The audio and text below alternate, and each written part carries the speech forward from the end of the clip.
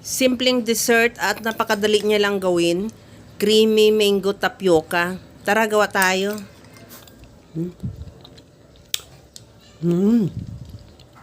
Sa mixing bowl, maglagay na ako ng mangga na hiniwa ko lang ng maliliit na pa-cubes at lagyan ko rin ng luto na nasago. Maglagay din ako ng nata de coco na puti at pula. Lagyan ko na ng all-purpose cream. At isunod ko na rin ilagay yung condensed milk, bali 1 cup lang. Kung gusto mo ng mas matamis, pwede mo siya dagdagan, pero yung 1 cup tamang-tama lang talaga yan sa recipe ko.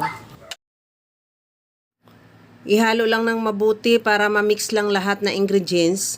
At pagkatapos takpan at ilagay muna natin yan sa ref ng basta ako overnight ko siya nilagay.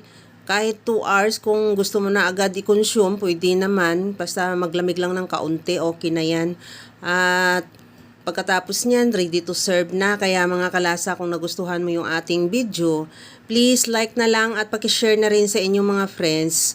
At kung bago ka pa lang sa aking channel, subscribe na at i-click mo na rin ang bell button para sa mga notification.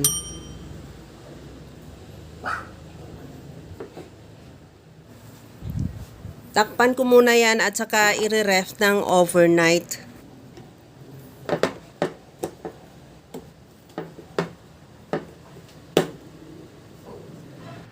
After overnight, ito na yung ating napakasarap na dessert.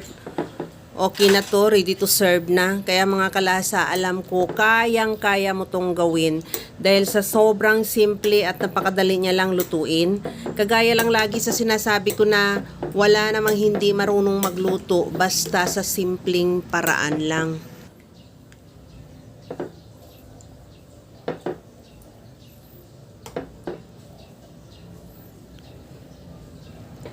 Tikman na natin dahil talagang tamang-tama lang talaga yung timpla natin. Hindi siya matamis, hindi rin siya matabang. Hanggang sa muli mga kalasa.